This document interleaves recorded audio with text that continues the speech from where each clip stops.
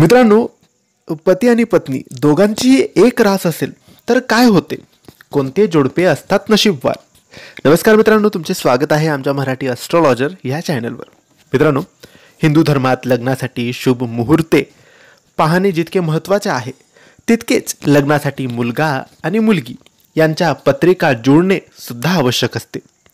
याशिवाय मुलगा आणि मुलगी यांची राशी एकच नाही ना, आणि असेल तर त्याचे परिणाम काय होऊ शकतात याकडेही विशेष लक्ष दिले जाते. मित्रांनो, आज आपण पती पत्नीला लग्नानंतर समजले की त्यांची राशी सारखीच आहे, तर त्याच प्रभावाबद्दल जाणून घेणार आहोत.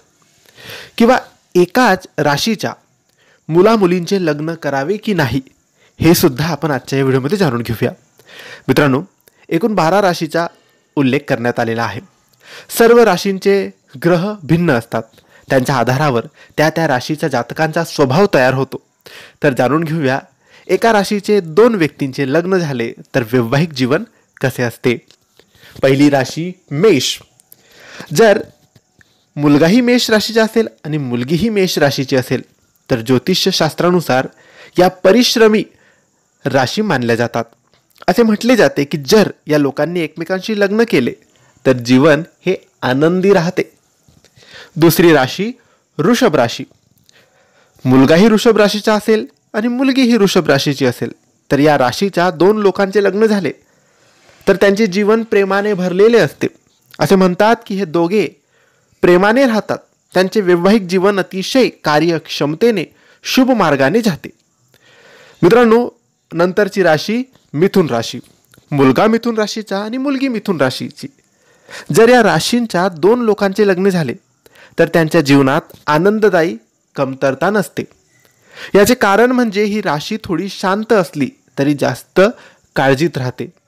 त्यामुळेच त्यांचे आयुष्य त्यांना नीट घालवता येत नाही. मित्रांनो, नंतरची राशी आहे कर्क राशी. मुलगा कर्क राशीचा आणि मुलगी सुद्धा कर्क राशीची. तर अशा वेळेस ज्योतिषशास्त्रानुसार जर या दोघांचे लग्न झाले तर त्यांच्यात वादविवाद आणि अस्वस्थता वाढत असते, भांडणं होत असतात. मित्रांनो, नंतरची राशी सिंह राशी.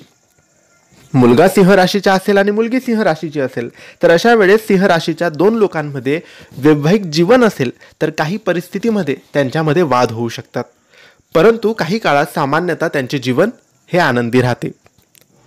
मित्रांनो, नंतरची राशी कन्या राशी.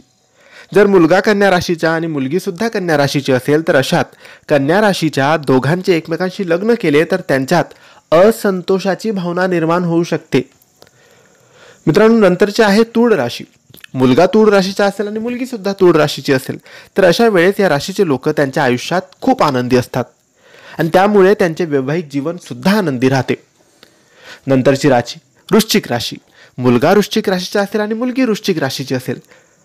जर दोघेही या राशीचे असतील तर बहुतेक वाद त्यांच्यातच होतात. एवढेच नाही तर चिंता आणि तणावाचा सामना सुद्धा यांना करावा लागतो. मित्रांनो, नंतरची राशी धनुराशी. जर मुलगा धनुराशीचा असेल आणि मुलगी धनुराशीची असेल तर अशात जर धनुराशीच्या लोकांनी या राशीच्या व्यक्तींशी लग्न केले तर त्यांचे जीवन अतिशय सुखी राहते. मित्रांनो, नंतरची राशी मकर राशी. जर मुलगा मकर राशीचा असेल आणि मुलगी सुद्धा मकर राशीची असेल तर मकर राशीच्या लोकांचे लग्न या राशीच्या व्यक्तीसोबत झाले तर त्यांचे जीवन सुखी राहते आणि त्यांचे वैवाहिक जीवन सुद्धा खूप यशस्वी होते. नंतरची राशी कुंभ राशी. कुंभ राशीचा मुलगा असेल आणि कुंभ राशीचीच मुलगी असेल तर अशा वेळेस या राशीचे लोक मेहनत तर असतात आणि या दोघांचे लग्न झाले तर त्यांचे आयुष्य हे खूप आनंदात जाते. शेवटची राशी मीन राशी. जर मीन राशीचा मुलगा असेल आणि मीन राशीची मुलगी असेल तर अशा वेळेस मीन राशीच्या लोकांचे लग्न त्याच राशीच्या लोकांशी झाले तर वैवाहिक जीवन त्यांचे अतिशय सुखी असते. तर मित्रांनो, असे असते, जर 2 राशींच्या लोकांचे एकमेकांशी लग्न झाले तर काही प्रमाणात काही वादविवाद, असंगती किंवा काहीतरी खटाटोप होऊ शकतो, पण काही वेळेस बहुतेकदा आनंदी जीवन, सुखमय जीवन आणि यशस्वी प्रवास जीवनाचा होऊ शकतो. तर मित्रांनो, तुम्हाला माहिती आवडली असेल तर लाईक आणि शेअर करा. काही प्रश्न असतील तर कमेंटद्वारे विचारा. आमच्या चॅनलला सबस्क्राईब करायला विसरू नका. धन्यवाद. श्री स्वामी समर्थ.